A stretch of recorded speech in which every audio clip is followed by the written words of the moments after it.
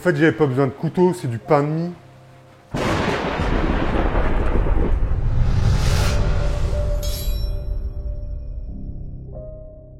Salut YouTube, j'espère que vous allez bien. On se retrouve dans cette ambiance un peu particulière, car aujourd'hui, c'est Halloween. Et en voyant cette période arriver, je me suis rendu compte que j'avais encore un grand trou dans ma culture cinématographique, c'est qu'il y avait pas mal de films de la saga Halloween que je n'avais jamais vus. Ou alors il y a très très longtemps et je n'en avais plus aucun souvenir. Donc je me suis dit une chose très simple, je vais me lancer dans un marathon Halloween. Et ce marathon, je vais le partager avec vous. Il y a 13 films en tout dans la saga Halloween, donc vous vous rendez bien compte que j'ai pas pu tout regarder en une seule journée. En fait c'est simple, quand j'avais du temps libre et que je devais regarder un film, je regardais un film de la saga Halloween et je les ai regardés dans l'ordre de sortie. Donc j'ai commencé avec le Halloween de 1978 de John Carpenter, et j'ai terminé avec le Halloween Ends de 2022. Donc pour cette vidéo, je vais pas vous donner beaucoup d'infos sur les films, des anecdotes de tournage, tout ça, parce que ça, vous allez en trouver la blinde sur Internet. Des vidéos sur les films Halloween, il y en a eu des tonnes. Donc moi, ce qui m'amuse de faire avec cette vidéo, c'est de vous parler de chacun des films, de mon point de vue, mon ressenti, mon avis à chaud en quelque sorte, et on finira la vidéo par un classement des films, du meilleur au moins bon, de mon point de vue. Et avant même de vous donner mon avis à 2 francs sur les films, n'hésitez pas à me dire dans l'espace des commentaires quel film vous préférez ou vous détestez dans cette saga.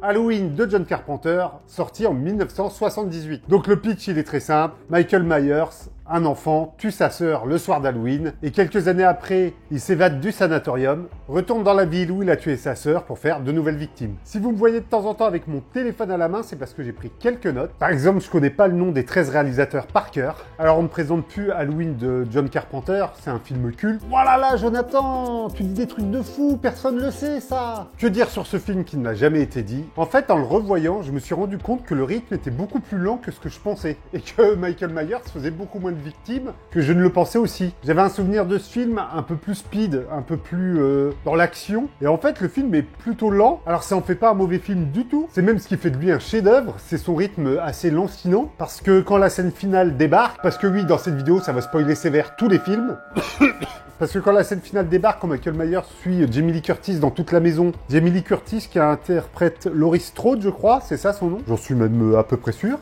Le rythme s'accélère, la musique de John Carpenter se fait très présente.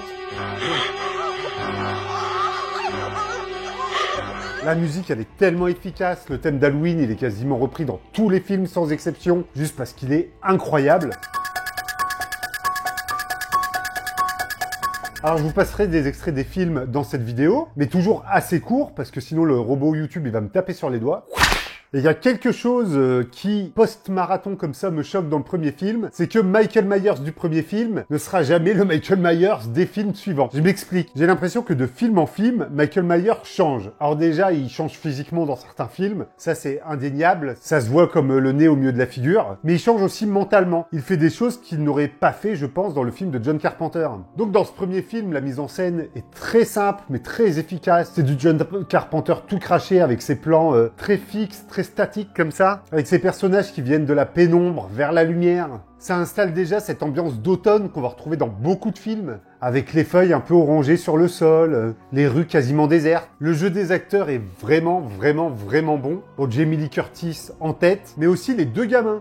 Les deux gamins qu'elle garde à un moment, je les trouve super. D'habitude, les gamins au cinéma, une fois sur deux, je trouve que ça joue mal, mais alors là, les gamins, ils sont top. I'm gonna take a little walk. Was it the boogeyman? I'm scared. Et bien sûr, il y a aussi le personnage du docteur Loomis qui va revenir dans 5 films de la saga, qui est presque aussi complexe que Michael Myers dans certains endroits. Jamie Lee Curtis, elle reflète plus une espèce de joyeuseté et d'innocence et de liberté sexuelle des adolescents de cette époque. C'est une babysitter, tout ce qu'il y a de plus classique, mais elle n'a pas vraiment une personnalité très marquée, je trouve. Ça en fait pas d'elle un personnage nul et mal amené. Mais en termes de personnalité marquée ou complexe, je trouve que Michael Myers et le docteur Loomis sont bien plus construits. On dirait presque que le docteur Loomis a une sorte de fascination pour Michael Myers, même s'il a beau dire qu'il veut l'arrêter et qu'il lui tire dessus à la fin du film. J'ai l'impression que ça le fascine, que c'est un vrai sujet d'étude pour lui, et qu'en fait, il voudrait presque plus le comprendre que le tuer. Faire son boulot de docteur jusqu'au bout. Quant à Michael Myers, le plus gros cliché qu'on peut lire sur lui dans tous les articles, c'est que c'est le mal incarné, le mal absolu. Eh bien, dans ce premier film, ça le fait très bien parce qu'il a aucune raison de tuer. Il tue juste pour le plaisir. Quand il est gamin et qu'il tue sa sœur, on ne sait pas pourquoi. Pareil pour les meurtres qu'il commet à Downsfield un peu plus tard, c'est pareil, on ne sait pas pourquoi. Et avoir ce mal absolu contre ce médecin qui veut soigner et comprendre à tout prix, je trouve qu'il y a comme ça un choc des deux mondes qui est très intéressant et qu'on retrouvera quand même un peu moins dans les prochains films. Et cette dualité et cette simplicité, j'ai envie de dire, dans la mise en scène, font de ce film un chef-d'œuvre. Et chef-d'œuvre qui ne sera pas renouvelé dans les suites, j'ai l'impression. Même si il y a certaines suites qui pour moi sont très bonnes, voilà, personne n'égale John Carpenter et il le prouve avec ce film. Je vous parle pas de la direction artistique du film, la direction de la photographie, tout ça, c'est nickel, c'est propre. Les clairs-obscurs, le côté chaud-froid, la musique, la déco, enfin bref, le film, c'est une bombe. Halloween 1, banger, chef-d'œuvre absolu.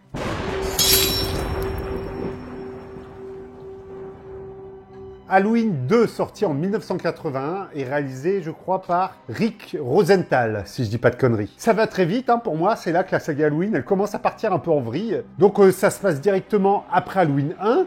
Laurie Strode se retrouve à l'hôpital suite aux blessures et au choc qu'elle a eu d'Halloween 1. Et c'est là où on a une première erreur pour moi, c'est qu'on apprend en fait dans Halloween 2 que Laurie Strode est la sœur de Michael Myers. Everything changes, every which way.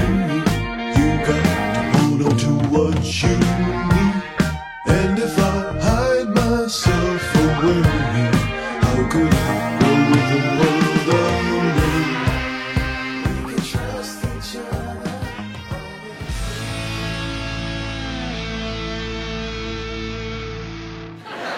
Et en fait, je trouve ça con. Je sais pas, j'aime bien le fait que Michael Myers tue pour tuer. Et qu'il n'ait pas forcément besoin d'une raison familiale. Moi, j'ai bien aimé le fait qu'il tue sa sœur quand il était jeune, ça lui fasse péter un boulon. Et c'est comme ça qu'il devient le Michael Myers qu'on connaît dans Halloween 1, qui tue pour tuer. Il revient à Dunfield pour tuer, certes, mais il tue avant tout des ados qui sont là pour faire l'amour, qui ont envie de sexualité. C'est un peu une espèce de, comme il l'appelle dans le film, un croque-mitaine. Un croque-mitaine qui est là pour dire le sexe, c'est pas bien. C'est un peu une espèce de critique, j'ai l'impression, de la censure, du puritanisme. Moi, je vois ça dans Halloween 1. Et je trouve que le fait que Laurie Strode devienne la sœur de Michael Myers dans Halloween 2, en fait, ça perd son importance. Michael Myers perd de son importance de croque-mitaine et devient juste un frère qui veut tuer une sœur juste parce qu'il a pété un câble. Et je trouve ça tellement dommage. Je trouve que c'est déjà un premier palier raté. Mais un premier palier raté au milieu d'un film qui reste quand même très bon. Bon, après, Laurie Strode, elle sert pas à grand chose à part à la fin du film. Sinon, elle reste couchée dans le lit d'hôpital tout le long. Le docteur Loomis, lui, est très intéressant encore. Il continue à poursuivre Michael Myers. On sent que c'est un peu tiré par les cheveux, il lui tire dessus. Il disparaît, il revient. Enfin bref, normalement, il devrait être mort, Michael Myers. Mais a priori, il est un peu immortel. On va le voir dans les prochains films. Et j'ai un vague souvenir d'Halloween 2. C'est pas un film qui m'a émotionnellement marqué, qui m'a mis une claque. Je sais même plus trop ce que ça raconte, pour être tout à fait honnête. Je me souviens qu'ils se pourchassent dans un hôpital à un moment, qu'à la fin, ils mettent le feu à Michael Myers. Oui, il y a cette fin dans cette salle d'opération où ils ouvrent des bouteilles de butane pour cramer Michael Myers. Et cette fin-là, elle marche très bien. Il y a du suspense. Loomis se sacrifie aussi. J'aime bien le fait qu'il se sacrifie pour son patient. It's time, Michael.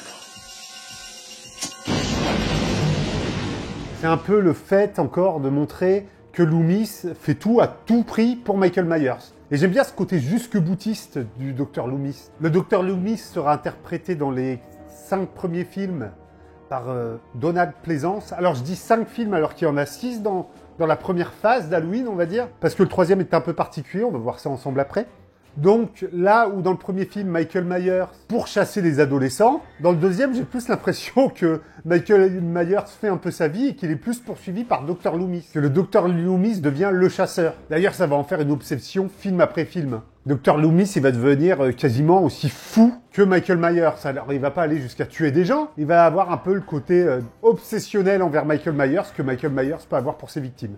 Donc Halloween 2 a toujours une photographie plutôt belle, même si je la trouve en dessous d'Halloween 1. La mise en scène est un peu moins inspirée. Il y a une scène dans la voiture où Laurie Strode essaye de mettre le contact, elle se plante dans une bagnole.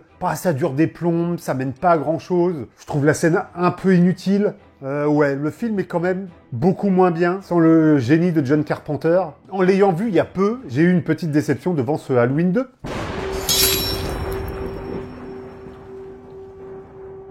Halloween 3, la nuit des masques, et c'est réalisé par Tommy Lee Wallace. Un truc du genre. Et salut, c'est le Jonathan du montage. Là, vous allez voir, pendant Halloween 3, je vais toujours dire la nuit des masques. Parce que, en fait, Halloween 3 parle beaucoup de masques. Mais en fait, la nuit des masques, c'est le nom de Halloween 1 en France. Donc, je vais me tromper dans le nom. En fait, ça s'appelle le sang du sorcier. Mais voilà. Comme ça parle beaucoup de masques, dans ma tête, j'ai dit la nuit des masques. Vous m'en voudrez pas trop. Merci. Alors, si vous adorez l'histoire avec Michael Myers, vous pouvez arrêter là. Parce que dans Halloween 3, il n'y a pas Michael Myers.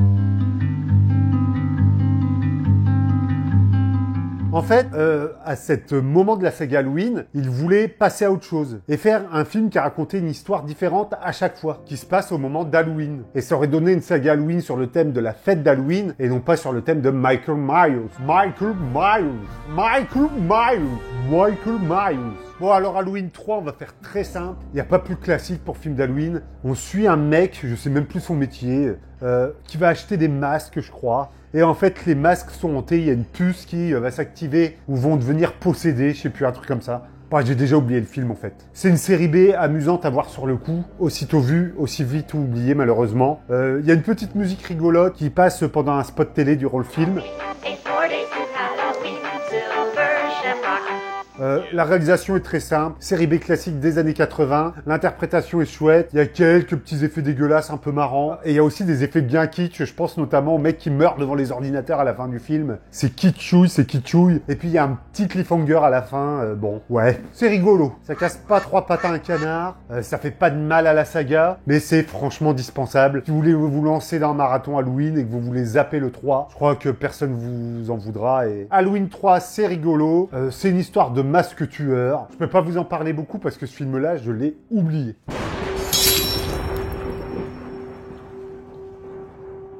Halloween 4, le retour de Michael Myers, réalisé par Dwight H. Little. La famille de Michael Myers s'agrandit. Après avoir voulu tuer sa sœur dans le 2, dans le 4, il revient car il veut tuer sa nièce. Et j'ai trouvé ce film plutôt cool, mais très brouillon. J'ai beaucoup de mal dans ce film à comprendre les intentions de la nièce de Michael Myers. Et je pense que cette confusion que je peux avoir via le personnage de Jamie, qui est la nièce donc de Laurie Strode, je crois, qui est la nièce de Michael Myers,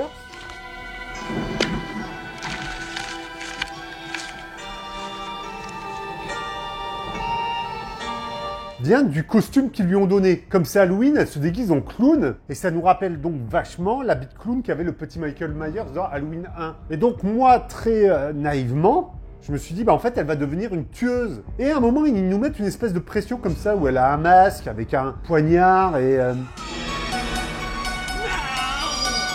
on a l'impression qu'elle va devenir le nouveau Michael Myers. Et je me suis dit, mais en fait, c'est trop bien s'ils partent là-dessus. Si en fait, Michael Myers, on ne le voit plus et le fait qu'il soit un tueur se transmet comme ça de génération en génération. Et en fait, non, il y a un effet qui tombe un peu comme ça à plat. Le docteur Loomis est toujours en train d'enquêter dans son coin. Bon, alors il trouve Michael Myers, il n'y arrive pas, il le trouve, il n'y arrive pas. On a beau être qu'au 4e film, et ça a beau être que le 3e avec Michael Myers, on sent un peu la machine qui commence à tourner et que le mécanisme avec Loomis et Myers va toujours revenir comme ça. J'aime pas dire ça, mais j'ai eu l'impression de voir un peu une ressucée du 2, mais sans Jamie Lee Curtis. Alors oui, il y a des scènes d'action un peu folles, Michael Myers accroché au toit d'une bagnole. De film en film, en plus, je trouve que Michael Myers perd son côté tueur froid. Alors ça commence où il tue au couteau dans le premier film, maintenant il fait des courses en bagnole, il chope des haches, des machins, des trucs.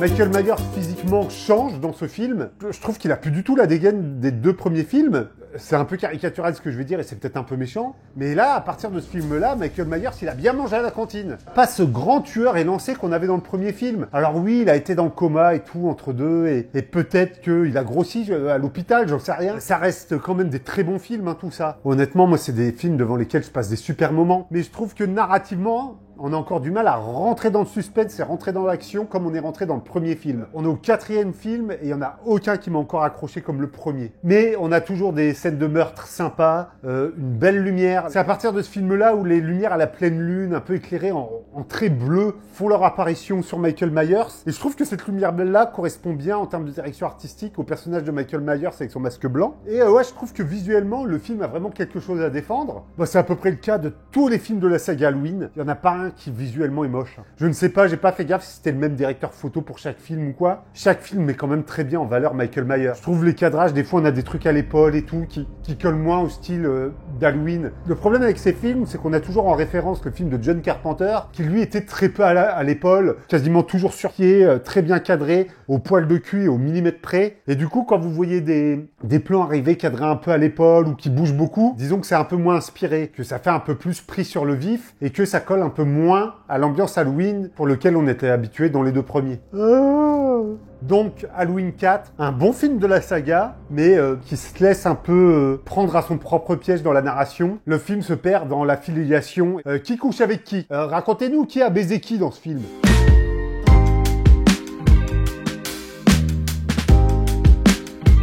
Mais il y a des belles scènes de meurtre, des belles scènes d'action, belles scènes de meurtre. C'est un peu bizarre, ça fait un peu fou furieux de raconter ça. C'est un bon film de la saga Halloween.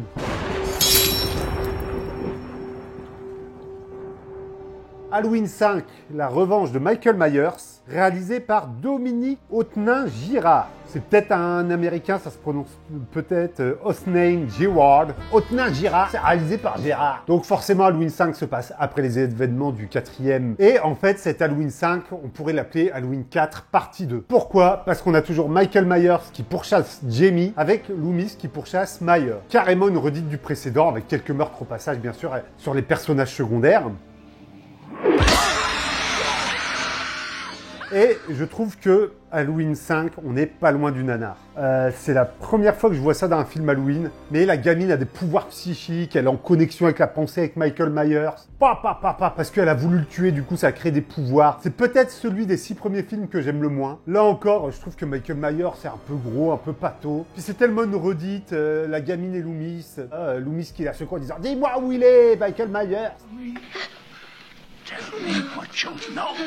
Et la gamine qui pleure tout le long du film parce qu'elle comprend rien. Je trouve encore cette narration très brouillonne. Loomis reste encore le meilleur personnage, que Donald Pleasance joue toujours aussi bien. Mec, tu sauves les films. Le personnage de Michael Myers a tellement une aura comme ça, avec son costume, son masque, que c'est vrai qu'à chaque fois qu'il apparaît, ça fait toujours plaisir dans tous les films. On ferait Michael Myers au pays des bisounours, que dès qu'il bute un bisounours, on serait content. Le fait est que Halloween 5 se perd dans son histoire de trucs un peu cérébral. Ça veut faire intelligent, mais ça devient nanar. Halloween 5 est sans doute celui que j'aime le moins des 6 premiers films.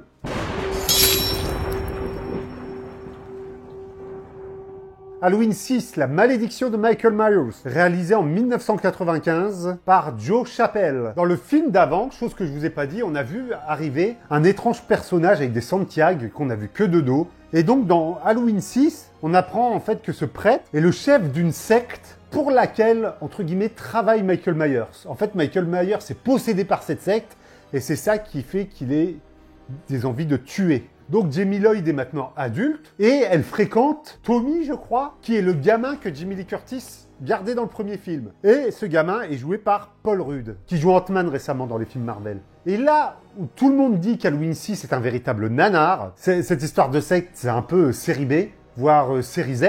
Et ben moi en fait je l'aime bien cet Halloween 6. J'ai trouvé le casting top, je trouvais que ça jouait très bien. Je trouve que Michael Myers revient et en impose un peu plus. Je fais à nouveau peur. Il y a des meurtres très intéressants. Le docteur Loomis qui revient et qui est encore plus vieux qu'avant et qui se rend compte en fait que Michael Myers lié au corps médical en quelque sorte, vu que l'espèce de prêtre chef de secte, je crois que c'est le directeur de Loomis ou son remplaçant à l'hôpital, un truc comme ça.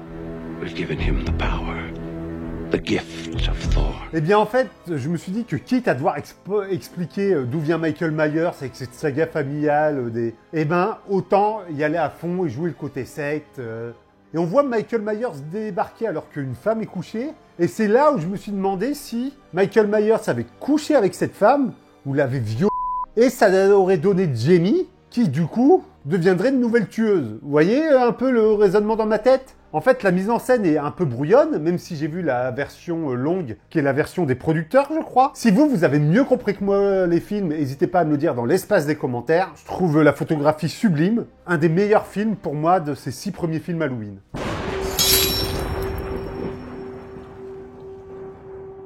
Donc on est 3 ans après dans la vraie vie, mais on est 20 ans après dans la saga Halloween, donc 20 ans après le film de John Carpenter, et sort le film qui s'intitule donc Halloween 20 ans après, qui marque le retour de Jamie Lee Curtis. Ce film prend en compte tous les films précédents, y compris le fameux Halloween 2 où on apprend que Jamie Lee Curtis est la sœur de Michael Myers. Et tout le long de la vidéo, je vais faire Michael Myers. Donc Laurie Strode vit maintenant sous une nouvelle identité, et elle travaille comme directrice d'une université ou d'un lycée, je sais plus. Et Michael Myers découvre qu'elle est dans cette université, et va là-bas pour la buter tout simplement. Et l'intégralité du film quasiment se passe dans l'université. Et bordel, moi j'ai adoré Halloween 20 ans après. Pour moi, c'est la suite qu'on aurait dû directement avoir après Halloween 2. Le casting est béton. Déjà, le retour de Jamie Lee Curtis est top. On a Josh Hartnett, je crois. Et cette fille qui jouait dans Dawson, Williams. La confrontation, la petite scène des retrouvailles entre Michael Myers et Jamie Lee Curtis est folle. Ça fait d'ailleurs l'affiche du film, hein, avec ce hublot comme ça.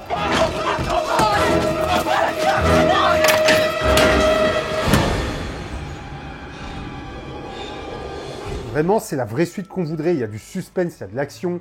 Les meurtres sont crades, les personnages sont attachants. Il y a le côté un peu teen movie des années 2000, alors qu'on est en 98. Il y a tous les tropes un peu de cette époque-là qui se retrouvent dans le film, même dans la BO. Un des films de la saga qu'on a en 2.35. Moi, j'ai adoré Halloween 20 ans après. Je vous le conseille vivement.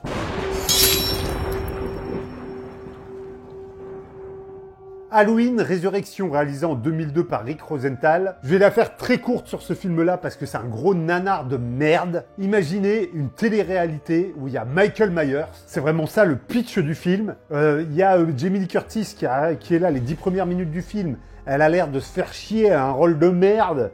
Passer ce film, c'est vraiment une bouse.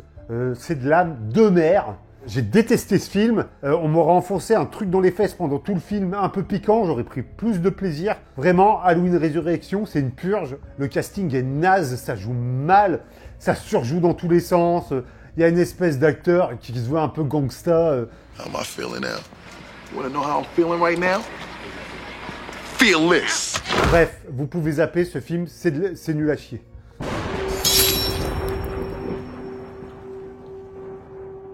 Et on arrive à l'arc des remakes de Rob Zombie avec Halloween de 2007. Je vais pas vous faire le pitch, c'est quasiment le même que celui de 1978 réalisé par John Carpenter. Laurie Strode, Michael Myers, les babysitters, le Dr Loomis. Sauf que là, la moitié du film est consacré à l'enfance de Michael Myers. Et c'est échéance chez le psy. Et pour être tout à fait honnête, le film est bien. Visuellement, il a un peu ce côté crade des films de Rob Zombie et des films d'horreur des débuts des années... milieu des années 2000, pardon, comme on a pu avoir dans le remake de Vendredi 13 aussi. Vous savez, le côté un peu cracra des vieux États-Unis avec une checky cam, un grain sur la pellicule, c'est bien. Michael Myers, c'est une vraie armoire dans ce film-là. Il est très gros, très impressionnant. Il est très fort, pardon, très impressionnant. Et c'est beaucoup plus violent, mais ça reprend à peu près la trame du premier film, sauf qu'à la fin, Jamie Lee Curtis, elle lui fait sa peau à Michael Myers, elle lui défonce la teuté.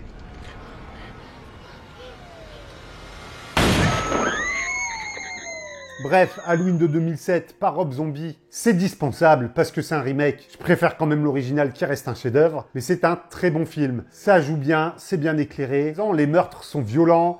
La scène finale dans la maison est très trash. Elle va très loin. On est dans l'ultra-violence des films des années 2000. C'est très intéressant. Par contre, ce que je vous conseille pas, c'est Halloween 2.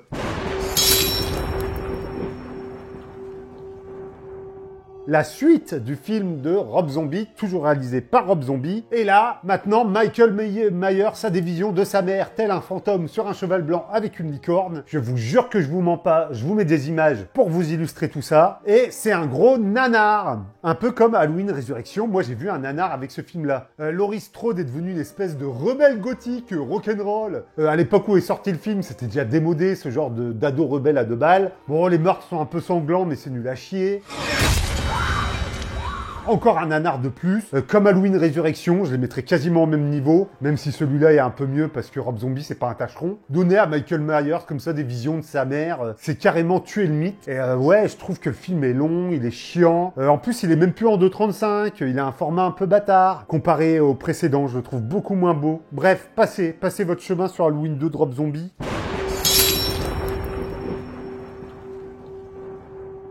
Il nous reste donc 3 films à voir et on arrive dans le dernier arc des films Halloween avec les requels. Donc c'est à la fois des suites, à la fois des remakes. Ce sont les sequels ou les requels. Je ne sais jamais la différence entre tous ces termes bordéliques qui sont arrivés il y a peu de temps dans le domaine du cinéma.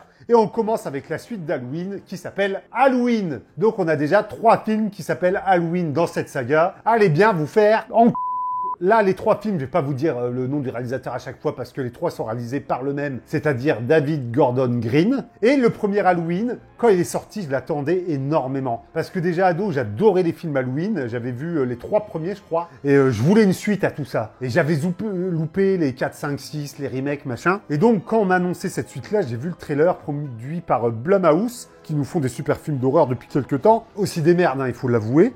Et quand le film est sorti, j'ai lu beaucoup de retours sur ce film qui lui crachait à la gueule. Et en fait, moi, quel plaisir! J'ai trouvé Jamie Lee Curtis super badass dans le film, un peu comme le retour de Sarah Connor dans le dernier Terminator.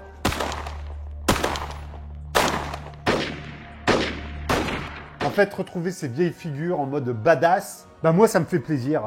Je suis une pute de la nostalgie, je suis très content de ressombrer dedans. Et j'aime bien en fait à la fin quand ils pensent être pris au piège et tous se retournent et c'est eux qui ont pris au piège Michael Myers. J'ai trouvé ça très malin. Après je trouve que Michael Myers a chopé un trope des films avant qu'il n'avait pas et que j'aime pas, c'est que maintenant il tue avec tout et n'importe quoi. Il a plus juste son couteau ou ses mains. Il est devenu un peu malin, puis il tue un peu n'importe qui sans raison. C'est un truc qui me gêne un peu dans les Halloween, film après film. C'est que Michael Myers, il a plus son but comme dans les premiers films. Maintenant, il bute à tort et à travers. Laurie Strode est maintenant grand-mère et c'est une grand-mère badass qui a des fusils à pompe chez elle et tout. Et moi, je trouve ça fun. Je trouve que c'est bien mis en scène. Visuellement, je trouve ça très très beau. Je trouve la lumière très léchée, la mise en scène très soignée, les plans de caméra très fluide, très joli.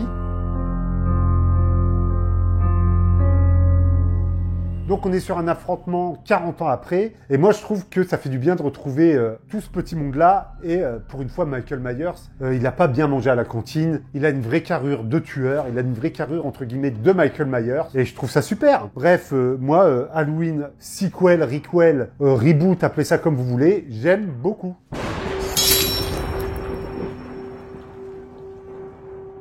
On passe à la suite sortie en 2021, Halloween Kills. Et là, pour faire simple, le pitch, Michael Myers s'en sort dans le premier film. Et là, toute la ville court après Michael Myers. Si vous continuez à voir ces films pour Jamie Lee Curtis, vous pouvez laisser tomber. Elle passe son temps à l'hôpital, un peu comme dans le Halloween 2 des années 70-80. Fuck you.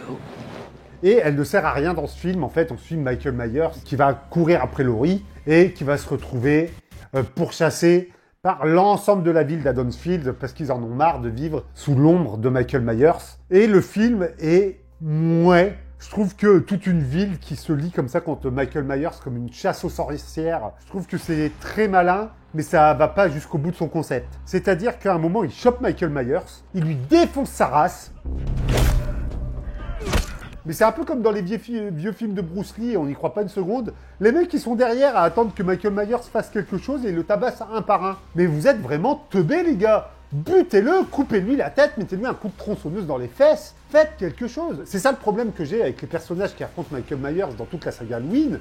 C'est qu'ils sont teubés et qu'ils veulent jamais vraiment le tuer. Ils disent tous qu'il est immortel, que c'est un monstre, que c'est le diable. Mais essayez de le buter vraiment au lieu de juste l'abandonner là, à moitié mort. Butez-le, putain, mais qu'est-ce que vous êtes cons! Et en fait, il le bute à un par un, alors il tombe par terre, il tombe un peu dans les pommes, mais après dans une séquence un peu clipesque, on dirait presque un clip de hard rock, avec du Cure derrière ou du Evanescence. Franchement, j'ai trouvé cette séquence un peu ridicule.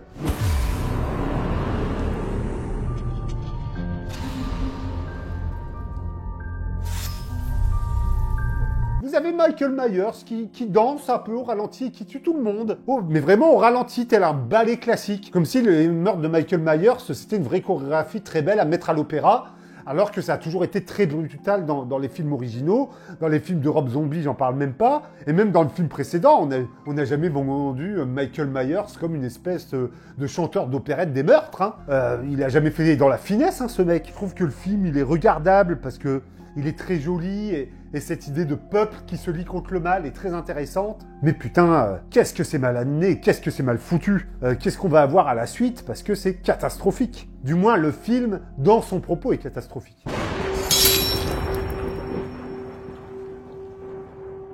Et donc on finit avec Halloween Ends en 2022. Et si vous devez regarder Halloween Ends, regardez-le pour une chose, c'est son intro qui est sans doute une des meilleures scènes de tous les films Halloween confondus. Cette intro nous remet un peu comme dans le premier Halloween, ça raconte l'histoire d'un babysitter qui garde un gamin et il se passe un événement. Je ne sais pas si je vais vous le mettre ou pas en extrait, si je vais vous le spoiler cet événement-là, mais ça m'a fait un peu le même choc qu'une certaine scène qui se passe en voiture dans Hérédité, pour ceux qui ont vu Hérédité. Je me suis dit, waouh, putain, ils ont fait ça, quoi. C'est top.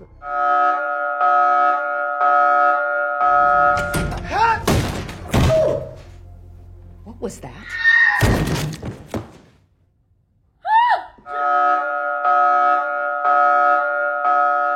Et par contre, le reste du film, eh bien, c'est pas très bon.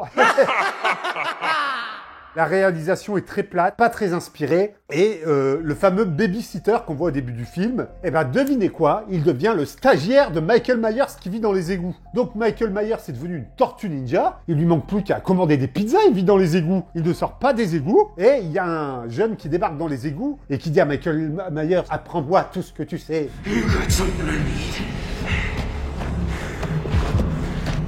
Je veux devenir un tueur. Et c'est ce mec-là qui endosse le costume de Michael Myers. Ça faisait longtemps que je n'avais pas fait Michael Myers. Mais putain, c'est le dernier film. Vous avez loupé le coche. Le dernier film, on veut voir Michael Myers, c'est Laurie Strode. Laurie Strode, vous allez la voir très peu dans ce film. So do you want to do it? Or you want me to?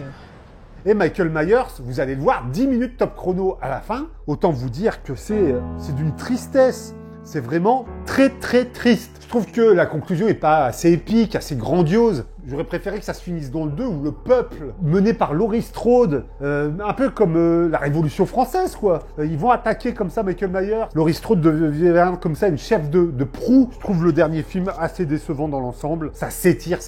On aurait pu retirer à l'aise 20 minutes. Mais il y a quelque chose d'intéressant quand même, c'est que le film se finit sur ce qu'on a voulu voir depuis le premier Halloween de 78. La confrontation entre Laurie Strode et Michael Myers.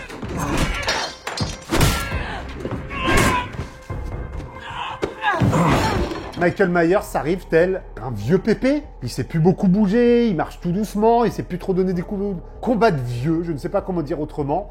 Entre Laurie Strode et Michael Myers, c'est à la fois passionnant à voir parce que c'est deux symboles forts qu'on a aimé suivre pendant 13 films. Et il y a aussi un petit côté pathétique, hein, ce combat de vieux, qui est en plus pas très inspiré. Hein. Il se balance des frigos, tout se passe dans une cuisine. Mais Michael Myers se fait choper par Laurie Strode et elle lui plante des couteaux, elle l'écartèle un peu comme sur une table d'autopsie, j'ai trouvé ça marrant. Elle lui enlève son masque et après il y a une espèce de cérémonie comme ça où ils vont le broyer dans une benne à ordures tous ensemble, toute la ville d'Adonsfield. Et ça se finit comme ça de manière un peu christique pour Michael Myers. Pas trop le double discours où on fait d'un tueur vraiment bon, qui a été bâtard pendant 13 films, on en fait comme ça une figure christique parce qu'il est très bien éclairé quand on le bute. On peut pas reprocher le manque d'originalité de cette fin, mais moi ça m'a pas touché. Et quelque chose qui m'énerve beaucoup dans ces films, ces 3 derniers films, c'est que, bordel, souvent ils enlèvent le masque de Michael Myers. Comment vous voulez en rendre un croque-mitaine, un mec impressionnant,